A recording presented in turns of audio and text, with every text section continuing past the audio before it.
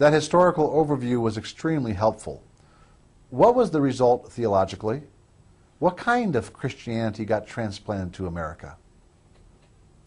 Well, David, again, the answer to that depends in a great deal on what part of America you're talking about. Let me, in my answer, just leave aside for the moment the Roman Catholic influences in Florida, for instance, or in Canada, as the French colonized Canada, and concentrate instead primarily on the English colonies on the eastern seaboard of America. Part of the picture there can be seen in the example of Virginia, which of course was the first site of a permanent English settlement on the North American continent. The little town of Jamestown, founded in 1607. Since the official Church of England had accepted a more or less Calvinist version of the Reformation during the reign of Henry VIII, already in the early 1500s, it seemed natural enough that an English colony would essentially duplicate that kind of Christianity, this kind of Anglican Protestant Christianity in their colonies in the New World.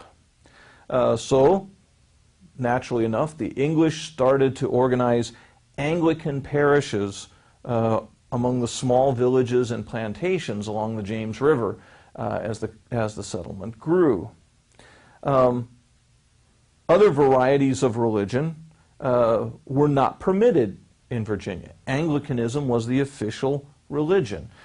Beginning already in 1619 and then continuing with additional laws in 1642 and 1662, the colonial legislature of Virginia established the Church of England as the official church of the colony. Well, what did that mean? What did it mean for the Anglican Church to be the official church? It meant that it was the only church that would receive official public support. Doctrinally, it meant that the Church of England's 39 articles would be the only officially tolerated standard of doctrine. So this was a Protestant, largely Calvinist church patterned doctrinally exactly on the Church of England. Only clergy who had been approved by a bishop in England were permitted to preach or teach in the colony of Virginia. Any clergyman who arrived and wanted to conduct services or preach or teach had to present the governor of the colony with his credentials, showing that he was an authorized Anglican clergyman. Worship was to be conducted only in accordance with the Church of England's Book of Common Prayer. Non-Anglican clergy who preached or taught in Virginia were actually subject to punishment or expulsion from the colony, while Anglican clergy and churches were supported by public funds.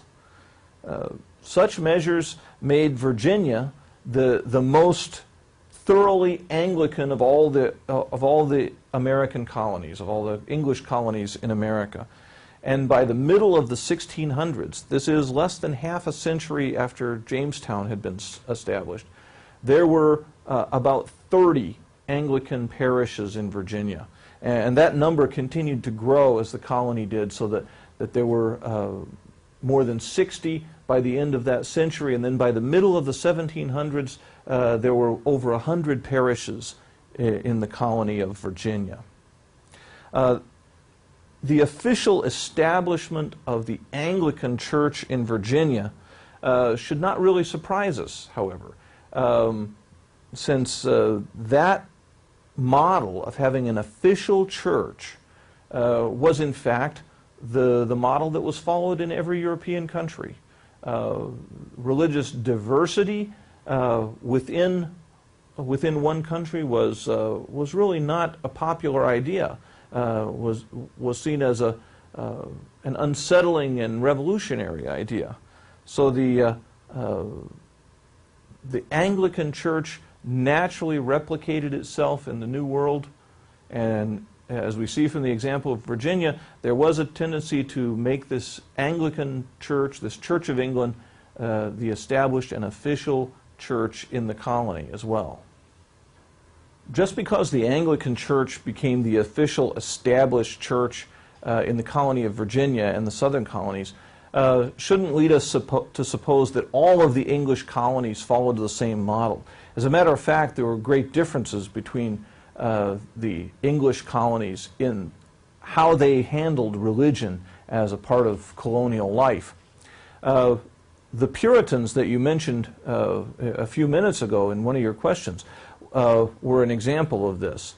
The Puritans were dissenters, those who didn't agree with the majority and prevailing opinion and theological climate in the Church of England, and sought to conduct themselves in a more purified style, still following the theological tenets of the Reformed or Calvinist Protestantism of the Church of England, but as they would see it, purifying elements of their worship and hierarchy.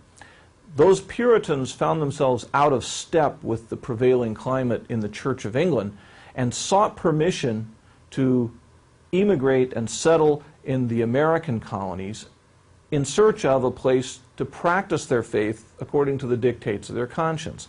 And they persuaded the king to allow them to travel to the New World and to establish their own colony for that purpose.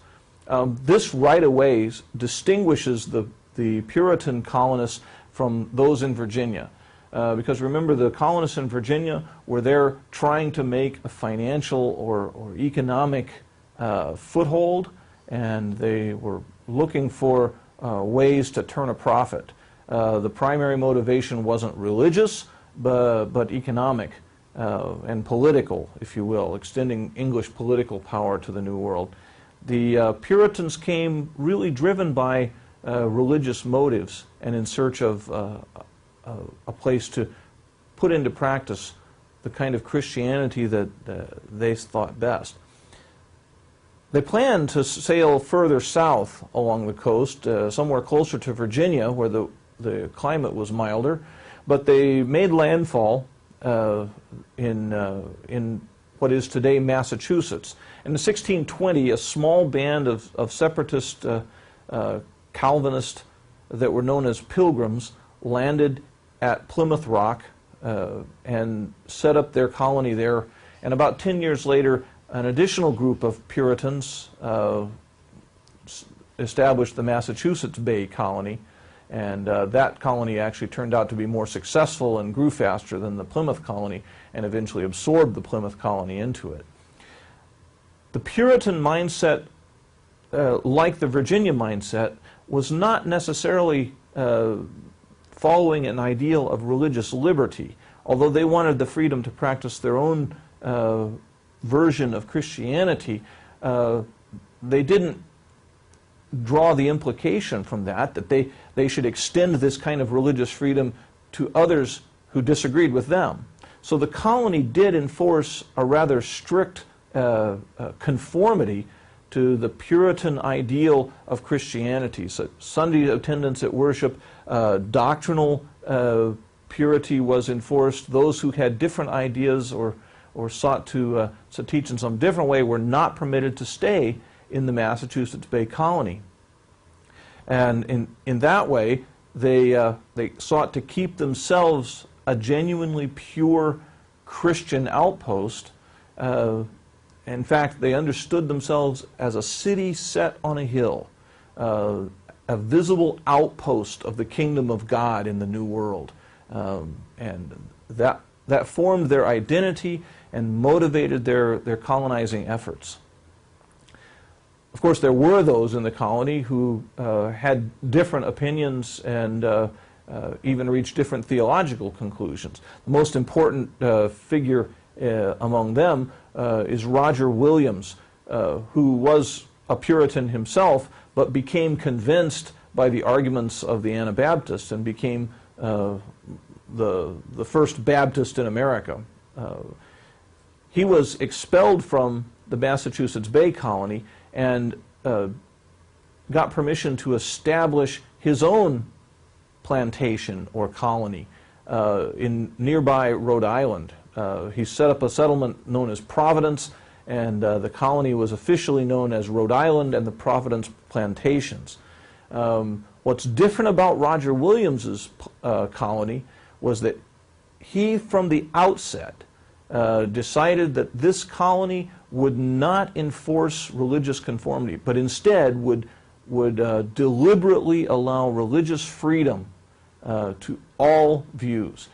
He was a strong believer in the liberty of conscience, and especially the liberty of religious conscience, and objected to any effort to try to coerce anyone in terms of their religious beliefs. So he didn't enforce any particular kind of religion. Even Christianity was not enforced, so that Roger Williams's community became one of the first places in the New World where Jewish settlers came and established a synagogue at a very early date, and where Roman Catholics could find a welcome, and Baptists and others. Amazing variety of religious groups found a home and a peaceful political atmosphere in this colony of Rhode Island. That was a revolutionary idea.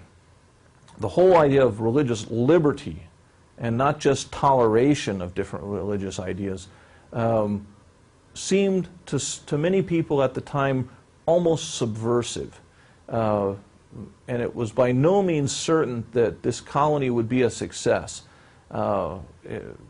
Roger Williams, however, argued that in the political and legal affairs of the colony, it was important to make a separation between the acts of the legislature and setting up laws in the colony and the practice of religion.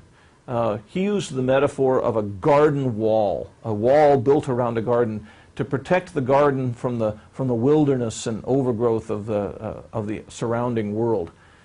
In Roger Williams's image, the garden is religion, the most important and fruitful and vulnerable part of human life, and the wild outside would be the rough and tumble of political debate and legal action. When he separated religion from legal life or political life, he did so to protect religion from interference. And that idea of religious liberty and the limitation of government became very important later as part of the American ideal. I talk about that here because it was an idea that originated in colonial America and gives you an idea of some of the variety that existed even among the English colonies that were all more or less Protestant. But Roger Williams's idea of a separation of church and state, or separation of religion and politics, would become important later, of course, in American public life, and is still actually a rather important and sometimes controversial part of our life as Americans and Christians today. So those ideas have their roots in early colonial Christianity in America.